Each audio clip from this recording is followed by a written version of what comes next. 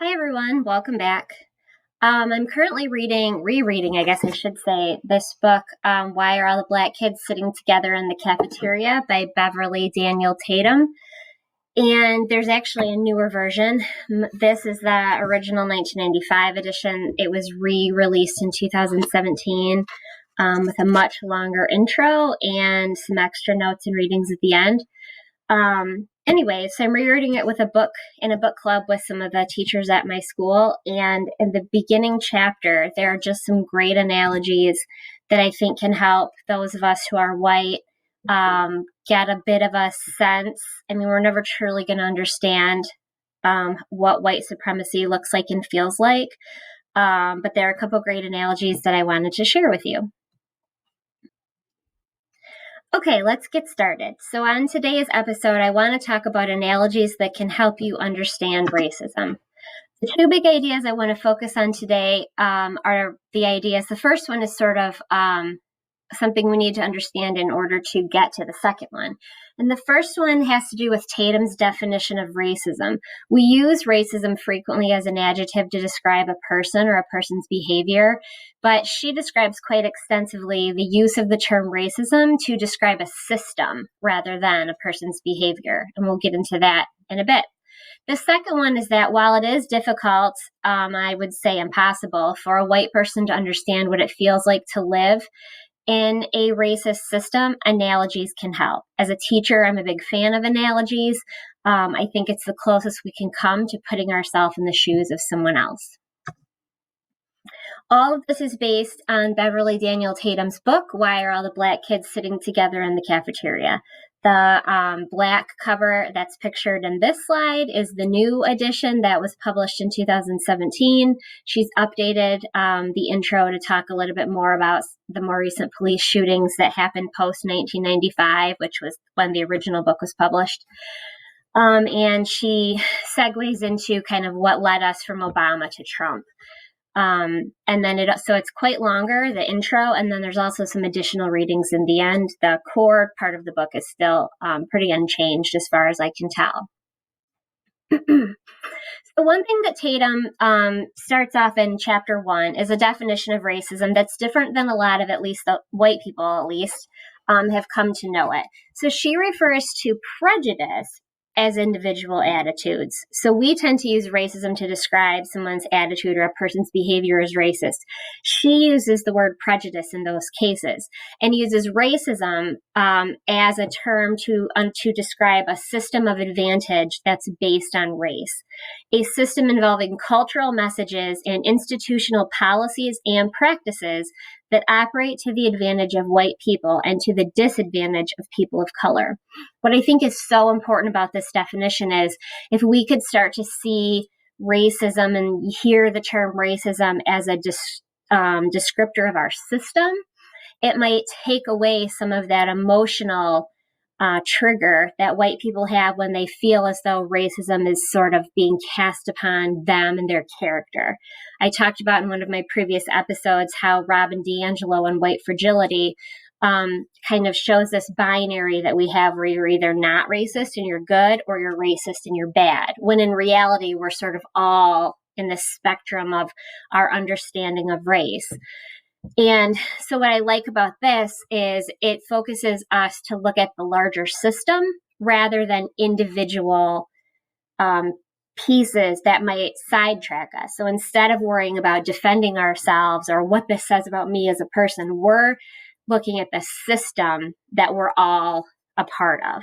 When we talk about specific, uses of slangs or derogatory terms or things, then we use the term prejudice. I love this analogy that she uses wherein she describes white supremacy as the smog. So she says that assumed inferiority of people of color is like smog in the air. Sometimes it's so thick it's visible, but other times it's less apparent. But always, day in and day out, we are breathing it in. So whether you can see it or not, it's always there. And there are moments where we're more aware as white people than others. But I love the idea that it's always around us. And I also like that she uses smog since the constant exposure to smog, of course, over time is harmful, just as this society and white supremacism is as well. None of us would introduce ourselves as smog breathers, just like we wouldn't want to be described as prejudiced. But if we live in a smoggy place, how can we avoid breathing the air? So again, if we keep in mind the idea of the system as flawed, this is suggesting if the system is flawed and we're all living in it, how can we not be affected by it? You can't say, no matter what color you are, that you are exempt from this system of white supremacy because you live in it. That's like saying the smog isn't getting into your lungs. And if we live in an environment, this is also from Tatum's book, in which we are bombarded with stereotypical images in the media, if we are frequently exposed to ethnic jokes of friends and family members, and we are rarely informed of the accomplishments of oppressed groups, we will develop the negative characterizations of those groups that form the basis of prejudice. So in my first video, I talked about how there are all of these factors in society that are affecting us and shaping our unconscious. This is why representation matters. And I really want to focus on the last one because I think it's important, especially for white children and students in classrooms, to be shown positive and celebratory examples of people of color as well. They need to know that Black heritage is more than slavery and that, our Latinx community has more to offer than stories of immigration. They need to see, art. They need to hear music. They need to read literature written by these individuals so that they have that positive to kind of outweigh the negative. Something we know about human nature is that it takes a lot more positive influence to outweigh negative. So they'll tell you when you teach, or even in parenting books, that you need, I don't know the exact number, several positives to outweigh one negative. So if you snap at a child about something, in order to make up for that, it's not a 1-to-1 ratio. And if you think of that in terms of representation, that's very telling, because even if you see only one negative image a day of a person of color, odds are you are not seeing multiple positive images to outweigh that. Okay, so this is my favorite part of the chapter, and it's right at the end of chapter 1. And I think it's a great way to think about how this system works and what our role is in it as a white person. So here we have a conveyor belt, and it's moving the way of the arrow, and it's moving in a way currently that benefits white citizens. And so if you are that person riding the conveyor belt and you are a white person, you are just sort of riding it along, benefiting from the system, right? The conveyor belt is helping you. You are moving along towards more white supremacy.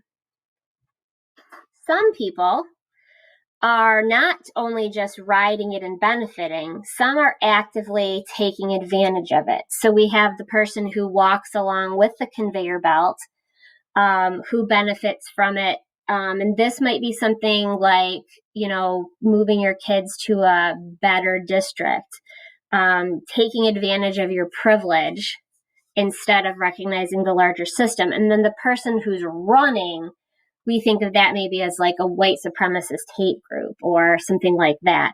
So if you think of yourself just sort of going through your life and doing the best you can, but not doing anything to question the system, you are just getting the free ride, basically, of the system.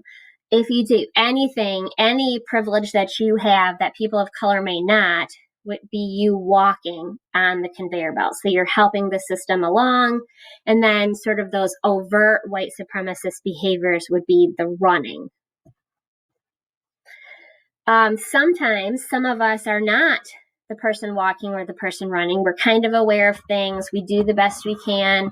However, we turn our back to what's going on. So this man is still riding the conveyor belt, still benefiting from the system, but failing to acknowledge that other people are taking advantage of it. This is sort of just kind of blindly. This is sort of like the white exceptionalism idea of, well, I'm not racist, so it's not my problem. Now, here's the part where I hope more of us start to feel inspired to be. Obviously, any movement against the conveyor belt is a movement towards anti-racism. Any movement that counteracts the current system in a way that disrupts our racist ideas is a move towards anti-racism. So in order to really make an impact, right, you have to be moving faster this way than the conveyor belt is going this way, or else you're not really going anywhere.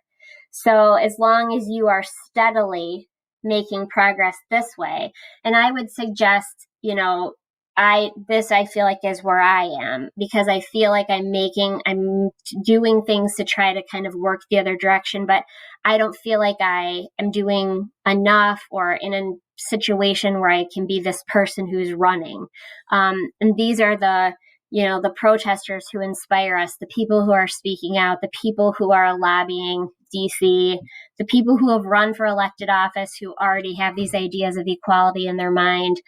These are the people who are actively working against the system. So ultimately, you're left with kind of asking yourself, who are you going to be? Will you be this person here who simply rides the system, kind of failing to acknowledge your privilege, failing to do anything against it? Will you turn your back to the system and not even give it the time of day, not refuse to acknowledge it exists? Or will you begin to start moving in a direction of anti-racism? And, I like the reason I sort of centered this woman is because I think that's where most of us as white allies need to start. Many of us, I think, are here. We think that we're doing the right things, but we aren't doing enough, that we're just sort of maybe maintaining our place. So the conveyor belt's going and we're resisting a little in such that we're staying in the same place. We need that just to move. We need a slight amount more effort to overtake that conveyor belt to start moving the system in the other direction. And if you don't know where to start, you are so lucky that you're alive in 2021 and you have the internet, you have Instagram, you have Twitter. There are so many voices of color. There are so many opportunities to get educated right now. There are so many YouTube videos that you can watch. Find something that speaks to you, whether it's food insecurity, whether it's environmental racism, whether it's immigration, multiculturalism in schools, any area that you have an interest, start there and just start listening. Find people who know, listen to them, find things that inform you, read them. That's the beginning of knowing kind of where to start. So to wrap things up here, if you think of racism as the system that is kind of already set up, it was designed by old white men to benefit rich white men.